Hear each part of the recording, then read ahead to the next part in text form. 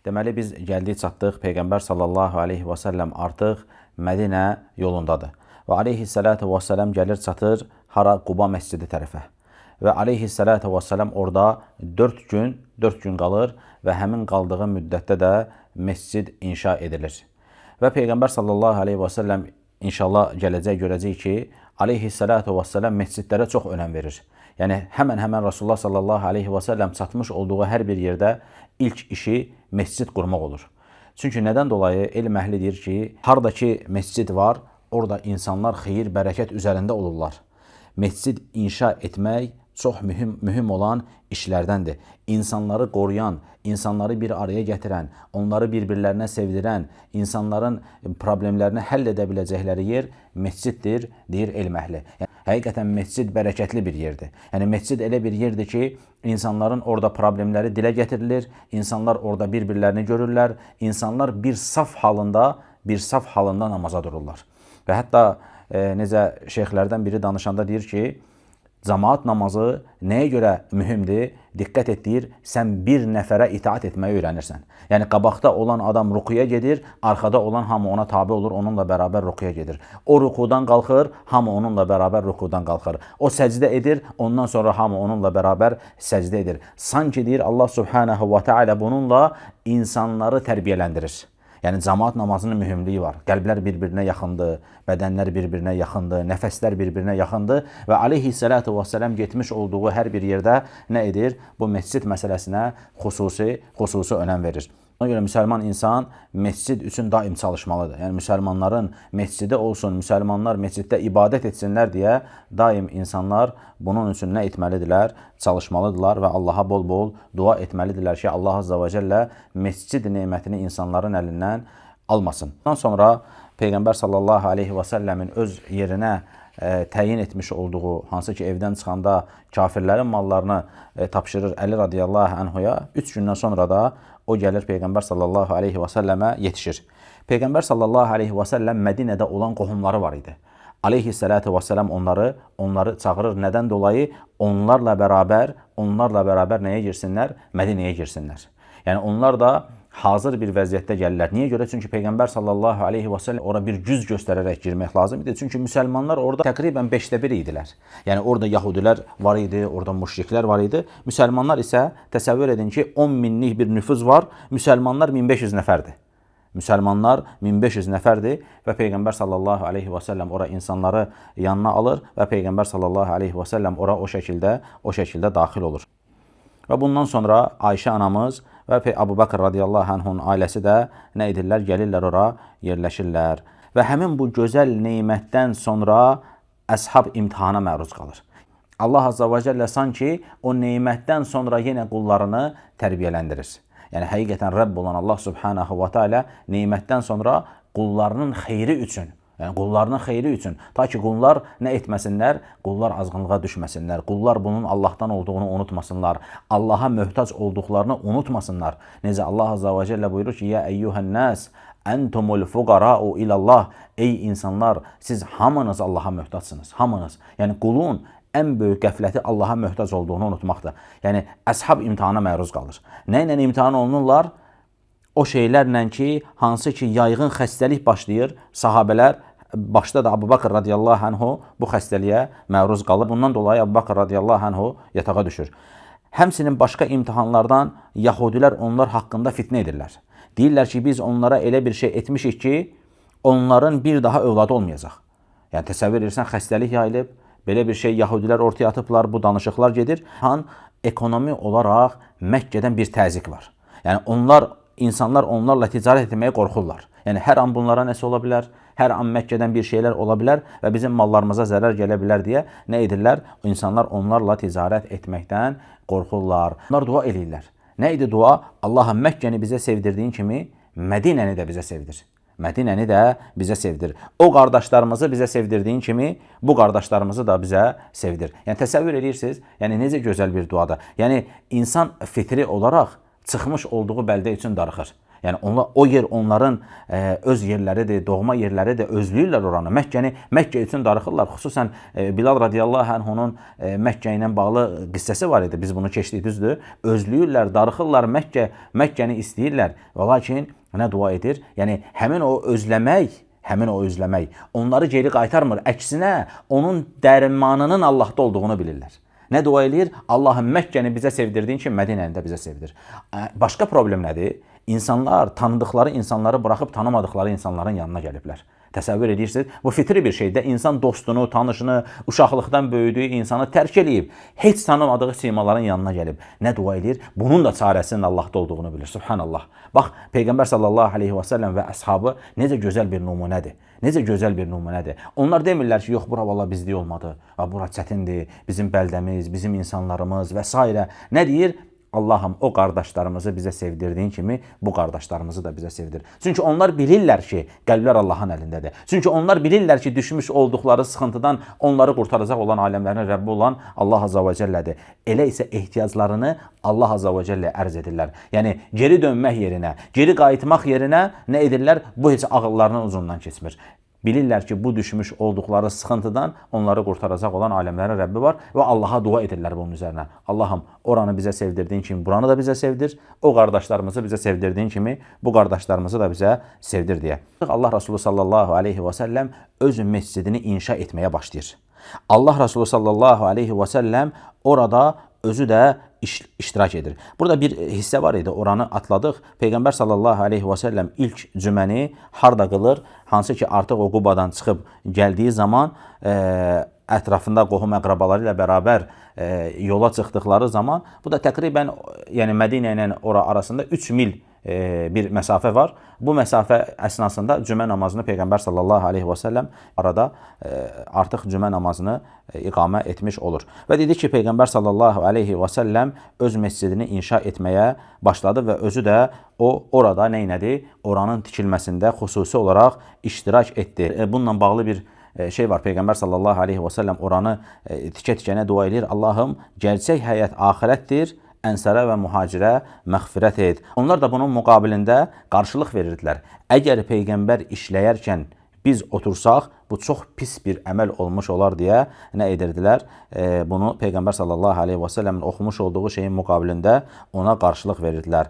Allah Resulü sallallahu aleyhi və səlləmin evləri də o məscidin yanındadır. Otaq Peyğəmbər sallallahu aleyhi və səlləmin evləri də həmin o məscidin yanındaydı. Bir sahabə gəlib Rasulullah sallallahu aleyhi və səlləmə kömək etmək istəyir. Yəni, öz işini buraxır, Peyğəmbər sallallahu aleyhi və səlləmə kərpic daşımaq istəyəndə Peyğəmbər sallallahu aleyhi və səlləm ona gördüyün iş sənin üçün daha xeyirlidir deyir. Yəni, sən nə iş tapşırılmışdı, sən nə işi bacarırsan, o sənin üçün daha xeyirlidir deyir və Peyğəmbər sallallahu aleyhi və səlləm onu bilmiş olduğu işə yönləndirir. Burada alınacaq çox mühüm bir ibrət var. İnsanlar bəzən yaxşı niyyətlə başqa bir işə yönəlmək istəyə bilərlər. Amma Peyğəmbər sallallahu aleyhi və səlləmlə bu əməlindən öyrənmiş olduğumuz şey nədir? Hər insan öz işini etdiyi zaman gözəldir. Hər insan öz işini etdiyi zaman gözəl bir iş ortaya qoymuş ola biləcək. Yəni, sən bəzən yaxşı niyyətlə o işini tərk edib, gəl mən sənə kömək edeyim deyə bilərsən. Yox, qardaşım, sənin o işin daha gözəldir. Sən o işdə daha uğurlusan.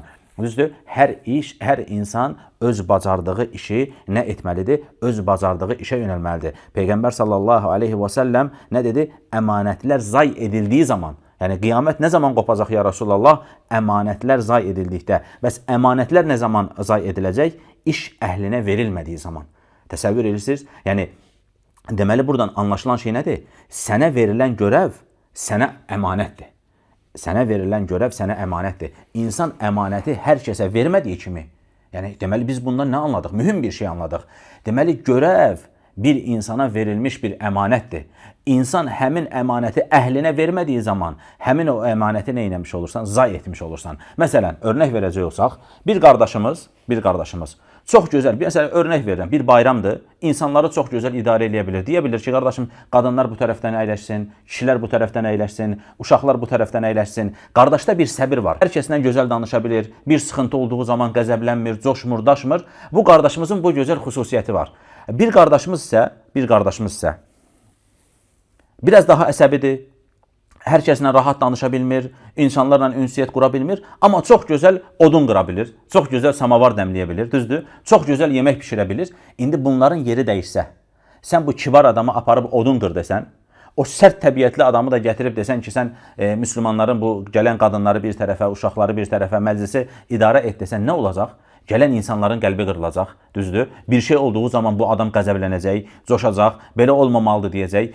Bu nədir? İnsanlar niyə özlərini idarə edə bilmirlər deyəcək. Bundan dolayı bir qəzəbə girəcək. O birisi də odunun başında bir oduna baxacaq, bir samavara baxacaq. Nə o iş tamamına ərəcək, nə də bu biri iş tamamına ərmiş olacaq. Ona görə insanlar nəyi bacarırlarsa bunu müsəlman insanlar gözəl təsbit etməlidirlər və hər kəsə haqq etdiyi işi vermək lazımdır. Sən bunu mu gözəl bacarırsan? Bu iş sənin işindir. Amma o samavarı dəmləyən adam gəlib desə ki, mən bıraq insanları mən tənzimləyim, o orada otursun, bu burada otursun. O desə ki, mən gedim filan işi görüm. Bu desə mən filan işi görüm. Əmanətlər nə ediləcək? Zayi ediləcək. Bax, Peyğəmbər sallallahu aleyhi və səlləm gəlib kərpiz daşımaq istəyən insana nə dedi? Sən dedi, sən işində daha xeyirlisən. Yəni bu sənin üçün daha xeyirlidir. Sən o işdə daha xeyirli olan bir insansan. İndi bu çay dəmləyən, samavar dəmləyən qardaşımız o iş onun üçün daha xeyirlidir. O işdə olduğu zaman nə kimsənin qəlbinə dəyməyəcək, düzdür? Nə insanları acılamayacaq, öz işində o daha xeyirlidir. İnsanlar çay içəcəklər, çay içdikləri zaman deyəcəklər ki, Allah bu çayı dəmləyənə rəhmət etsin. Allah onun günahlarını bağışlasın. Amma yerlər dəyişsə, nə olacaq? Bu səfər insanların qəlbini qıracaq. Bu səfər insanlarla pis münasibət saxlayacaq. Deməli, yerlər dəyişməməlidir. Hər kəsə haqq etdiyini vermək lazımdır və insanlar bundan da inciməməlidirlər. Bəzən olur belə şeylərlə çox rastlaşırıq, düzdür? Məsələn, sən qardaşa deyirsən, qardaş, sən gələn misafirləri qarşıla.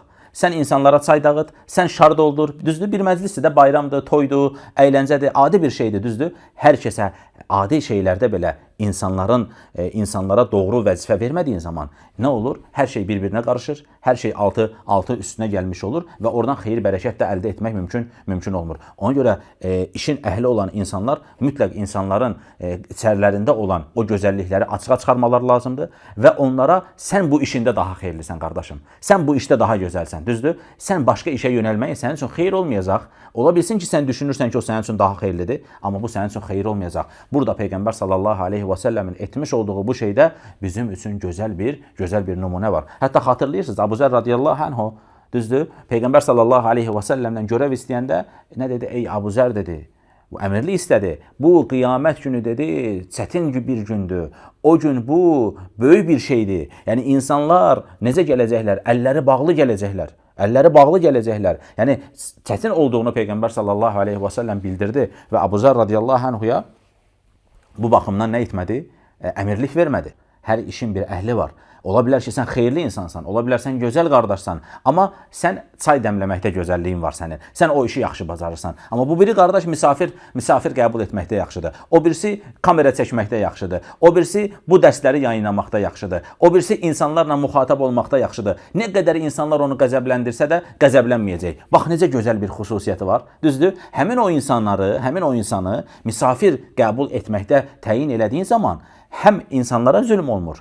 Həm insanlar zülm etsə belə bu qardaş gözəlliklə onu qarşılayır, əcrini Allahdan umur və məclisin ümumi abu-havasına da bir zərər gəlməmiş olur. Amma bunu edə bilməyən insanlar, bunu qoruya bilməyən insanlar, baxırsan ki, bir toy məclisidir. Örnək verirəm, adamlar qapıya elə bir insan təyin ediblər ki, qonaq qarşılamağa. Valla adam onu görər-görməz toydan getmək istəyir. Adam onu görər-görməz məclisdən getmək istəyir. Yəni elə bir abu-havada, elə bir baxışlarla, elə sərtliklərlə, sən burada əyləş, o orada qışqır-bağırla ortamı pozmaq, abu-havanı pozmaq, sanki zənn edirsən ki, bir idman zalına gəlmişsən, bu müəllimdir. Və sən də tələbəsisən, belə bir şey var və yaxud da bir əskərlik ortamıdır. Adam əmr edir, sən də əmrə tabe olursan kimi bir abu-hava yaranmış olur. Belə olduğu zaman insanlarda bir gərginlik, insanlarda artıq əylənmək üçün gələn, rahatlaşmaq üçün gələn, müsəlmanların yanına gəlirəm deyən insanlar günün sonunda qanı qara getmiş olurlar. Ona görə gözəl təsbit etmək lazımdır. Hətta bəsit görsənə bilər. Qapıda duran insanı, qarşılayan insanı ora təyin etmək bəsit bir şey görsün. Kim durur dursun? Elə deyil. Sən ora təyin etmən gerəkən insan elə bir insan olmalıdır ki, ta ki o ortamı qoruya bilsin. Çay dəmləyən insan elə bir insan olmalıdır ki, əhli olsun. Yemək pişirən insan əhli olsun. Yəni bunlar hamısı nədir? Bunlar hamısı mühüm. Kiçik görsənə bilər, fəqət günün sonunda böyük problemlərlə insanlar qarşılaşa bilirlər və buradan alacağımız ibrət də mühüm olan şey budur ki, hər insana öz hak etmiş olduğu şeyi verəsən və onu alan insan da, o görəvi alan insan da nə etməlidir? Bilməlidir ki, bu onun üçün əmanətdir. Yəni mən burada çay dəmləyirəm. Bu mənə verilmiş bir əmanətdir. Bu iş mənə tapşırılıbsa, mən bunun ən gözəlini ortaya qoymalıyam. Mən qapıya qoyulmuşamsa, deməli mən düşünürlər ki, müsəlmanlar, mən insanlarla müxatab olmağa layiq bir insanam. Mənim üçün bu iş əmanətdir. Mən bunu gözəl qarşılamalıyam. Mən bu işimi gözəl şəkildə yerinə yetirməliyəm. Mənə yemək pişirmək tapşırılıb. Ən gözəlini ortaya qoymalıyam. Ən gözəlini etməliyəm. Xırda məsələdən böyük məsələyə. Sənə verilən iş nədir? Sənin üçün bir əmanətdir. Etdiyinin ən gözəlini ortaya qoymalısan. Edə biləcəyin işin ən gözəlini ortaya qoymalısan və əmanəti də zay etməməlisən. Çünki əmanəti zay edən insanlar xeyirli insanlar ola bilməzlər. Və sonra Peyğəmbər sallallahu aleyhi və səlləm ənsarlarla mühacirlər arasında bir qardaşlıq bağı qurur. Hansı ki, orada hətta əqd formasında da bu nə edilir? Yazılır. Həmin o təqribən 16 dənə bir bənd olur. Özəti nədən ibarətdir? Müsəlmanlar bir-birlərinə sahib çıxacaqlar. Müsəlmanlardan birinin başına bir iş gəldiyi zaman digər bütün müsəlmanlar bununla ilgilənəcəklər. Bir bədən kimi olacaqlar, bir vücud kimi olacaqlar, bir-birlərini qoruyacaqlar və s. Əsas təməl məsələ nə olur? Bunun üzərinə qurulur. Hətta sahabənin birisi digər sahabəyə nə deyir? Gəl deyir, malımın yarısını deyir, sənə verim. Gəl deyir, malımın yarısını sənə verim. Malımın yarısı sənin olsun deyir. Onda sahabə nə deyir? Deyir, sənin malın sənə mübarək olsun deyir. Mənə bazarın yerini göstər, mən gedəcəm deyir, ticarətimi edəcəm deyir. Baxın, yəni gör necə insanlardılar, subhanallah. Yəni bu qardaşlıq var ortada. Adam deyir, gəl malımın yarısını sənə verim. O da demir, tamam ver sən malının yarısını mənə. Mən də zəngin olum, sən də zəngin ol. Olmaz deyir. Sən deyir, mənə bazarın yerini göstər.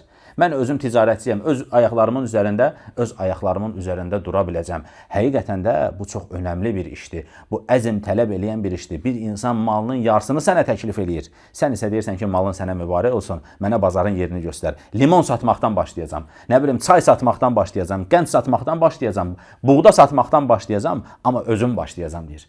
Təsəvvür edirsiniz, yəni necə mühüm, necə əzm tələb eləyən bir işdir bu. Ona görə sələflər və ən xeyirli insanlar başqalarından bir şey istəməyi özlərinə çox pis bir şey olaraq bilirdilər. Necə İmam Əhmədin məşhur bir duası var. Deyir ki, ey Rəbbim, necə ki deyir, mənim üzümü səndən başqasına səcdə etməkdən qorudun, eləcə də məni deyir, səndən başqasından bir şey istəməkdən qoru. Subhanallah, gör nəyin yanında dua eləyir. Gör nəyin yanında dua edir. Ona görə Şeyxülislam nə deyir? Deyir ki, insanlardan istəmiş olduğun şeyin müqabilində onun qarşısında deyir, aciz düşəcəksən deyir. Yəni, istəmiş olduğun şeyin kiçikliyi və böyüklüyü. Həmin o şeyin müqabilində, yəni kiçikdirsə kiçik, böyükdirsə böyük, o şeyin müqabilində deyir, insanların qarşısında aciz düşəcəksən deyir. Və onlar hətta Peyğəmbər sallallahu aleyhi və səlləmin yetişdirmiş olduğu əshaba baxırıq. Necə idilər? Dəvənin üzərindən, əllərindən çomaq düşəndə aşağıda olana demirdilər ki, onu mənə ver. Düşürdülər, özləri götürürdülər və bir daha çıxırdılar dəvənin üzərinə. Həqiqətən bu şeylər nədir? Sahabədə yerləşmiş olan bir əxlaq idi. Onlar kimsədən bir şey istəmirdilər.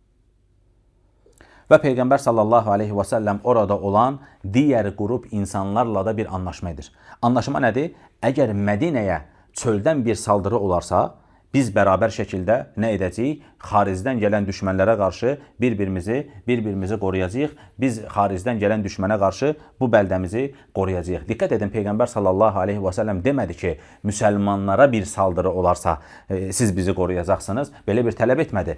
Bu bəldəyə bir saldırı olarsa biz nə edəcəyik? Bərabər şəkildə buranı qoruyacağıq dedi. Çünki müsəlmanlara qarşı bir saldırı olsa desə, nə olacaq? Biz sizi niyə qoruyuruq ki? Yəni biz sizi niyə qorumaq zorundayıq ki? Amma işin rəngi dəyişib, bura Mədinəyə bir saldırı olduğu zaman qoruyacağıq dediyi zaman Peyğəmbər sallallahu aleyhi və səlləmlə insanlar razılaşırlar. İxtilaf halında da baş vurulacaq nədir? İnsanların razı olmuş olduğu Muhammed sallallahu aleyhi və səlləm bunun üzərində bir razılaşma edirlər ki, aramızda bir şey olarsa, bir anlaşmamazlıq olarsa, biz Muhammedə baş vuracağıq və Peyğəmbər sallallahu aleyhi və səlləmin onlardan istəmiş olduğu şeylərdən birisi nə idi? Öz aranızda savaşmayacaqsınız. Yəni, İç savaş demiş olduğumuz şey, insanların içdən bir-birlərinə düşmənçilik etmələri Peyğəmbər sallallahu aleyhi və səlləm bunun əleyhinə olur. Diqqət edin, burada alınacaq dərslərdən mühüm, yəni bəlkə də ən mühüm olan şeylərdən birisi nədir? Peyğəmbər sallallahu aleyhi və səlləm çöldən gələn düşmənə qarşı bir qoruma istəyir onlardan və bunun üzərinə iç savaşın, insanların bir-birlərinə qarşı düşmən olmasının aleyhissalatu vesselam qarşısını alır. Yəni siz təsəvvür edin, belə bir şey etmir Rasulullah sallallahu aleyhi və səlləm. Yəni biz gəldik, biz Müslümanıq, burada olan hər kəsi öldürəcəyik. Hər kəs öldükdən sonra biz burada tək hakimiyyət bizim olacaq və bunlar hamısı məhv olacaq, mallarına əl qoyacağıq, onu eləyəcəyik, bunu eləyəcəyik. Xeyr, Peyğəmbər sallallahu aleyhi və səlləm belə etmir. Aleyhissalatu vesselam onlarla bir anlaşma edir. Anlaşmadan sonra nə olur? Artıq elə bir şəkildə Peyğəmbər sallallahu aleyhi və səlləmin atmış olduğu addımlar o qədər hikmət dolu, o qədər içi dolğun, o qədər yəni düşünülmüş, o qədər yəni hikmətli addımlardır ki, Peyğəmbər sallallahu aleyhi və səlləm günün sonunda zaten orada liderdir. İnsanlar ixtilaf etdiyi zaman ona gəlirlər. Aleyhissalatu və səlləm düşünün orada bir bazar yeri açır. Həmin o bazar yerinə insanları cəlb etmək lazımdır. Nə edir Peyğəmbər sallallahu aleyhi və səlləm? Deyir ki, orada heç bir vergi ödəməyəcəksiniz. Heç bir yer pulu, yer haqqı, belə bir şey yoxdur. Həmin o bazarı qurduqdan sonra deyir ki, kim səhər tez gəlib satsa, hansı yeri götürsə o yer ona aiddir. Gəlsin orada heç bir xərc ödəmədən ticarətini etsin. Allah ticarətinizə bərəkət versin. Bir anda bütün Yahudilərin bazarı boşalır. Nə edirlər? Gəlirlər. Həmin o Peyğəmbər sallallahu aleyhi və səlləmin qurmuş olduğu bazarın içərisinə girirlər və bu şəkildə ticarət də artmış olur. Yəni təsəvvür edirsiniz? Yəni bu necə mühüm olan bir şeydir. İçdə savaş olmadan, insanları bir-birinə savaşdırmadan, insanlar bir-birlərinə qılınc çəkmədən rahat bir şəkildə insanlar artıq öz yollarını tapıblar və xaricdən artıq onlara bir saldırı olduğu zaman da onlara qarşı o bəldəni qoruyacaqlarına dair bir söz verirlər. Yəni bu həqiqətən mühüm olan işlərdəndir. Həmçinin Peyğəmbər sallallahu aleyhi və səlləm quyu, hansı ki o Yahudinin əlində idi, Peyğəmbər sallallahu aleyhi və səlləm deyir ki, kim o quyunu alar? Və Peyğəmbər sallallahu aleyhi və səlləm bir müjdə verir. Osman radiyallahu anhu deyir ki, mən alacam. Və çox baha olmağına rəğmən Osman radiyallahu anhu həmin o quyunu alır. Artıq müsəlmanların və orada olan insanların su problemi də həll oldu. Su təməl ehtiyacdır. İnsanların təməl olan ehtiyacıdır. Yəni, bir adamın əlində də təsəvvür edin bu. İstədiyi zaman qiyməti qaldıra bilər, istədiyi zaman problem çıxara bilər və s. Artıq bunu Peyğəmbər sallallahu aleyhi və səlləm su ehtiyacını gidərdi, öz öhdəliyinə götürdü. Müsəlmanların artıq bir bazarı var. İnsanlar, baxın, diqqət edin, Peyğəmbər sallallahu aleyhi və səlləm gələr-gəlməz içəridə ola biləcək savaşın qarşısını aldı. İlk öncə müsəlmanları bir-birinə qardaş etdi, mühacirlə ənsar arasında bir əqd etdi, sonra da digər insanlarla arasında bir əqd etdi, ta ki insanlar içdən sakinlik olsun, içdən insanlar bir-birlərinə savaş elan etməsinlər, içdən bir-birlərini qırmasınlar. Çünki içdən insanlar bir-birlərini qırmış olduqları yerdə heç bir yerdə xeyir ola bilməz. Yəni, sən müsəlmansan, sən kafirsən. Düzdür? Sən müsəlmansan, sən yahudisən və lakin etmən gerəkən şey eyni yerin içərisindəsənsə, eyni bəldənin içərisindəsənsə, sənə düşən şey nədir? Peyğəmbər sallallahu aleyhi və səlləmin addım və addım izləyən insan nə edəcək? Peyğəmbər sallallahu aleyhi və səlləmə tabi olacaq. O necə edibsə, iç savaşın, içərdən insanların bir-biri ilə savaşmasının qarşısını necə alıbsa, sən də o cür yanaşacaqsan, ta ki, xaricdən gələn düşmənə qarşı özünü qoruya biləsən. İçərdə bir-birlərini, bu yahudidir, bu müsəlmandır deyib bir-birləri ilə savaşan insanlar xaricdən gələn düşmənlərə qarşı özlərini nə edə bilməzlər, qoruya bilməzlər və kafirlər də bundan istifadə edib nə edəcəkdilər? Saldıracaqdılar.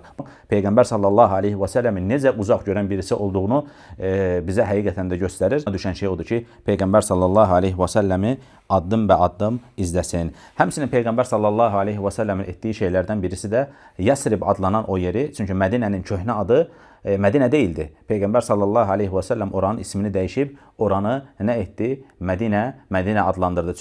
Yəni, anlam olaraq da insanların ağlında pis bir şey təsəvvür etdirirdi. Hani qarışıqlığın olduğu yer, bədliyin olduğu yer, bu kimi insanların ağlında qalmışdı və Peyğəmbər sallallahu aleyhi və səlləm insanların, yəni yeni bir şey gətirəcək aleyhissalatu və səlləm, insanların isim olaraq belə ağlında pis olan şeyi qaldırdı və oranı nə etdi? Mədinə olaraq isimləndirdi. Axır davan, elhamdülillahi rabbil ələmin.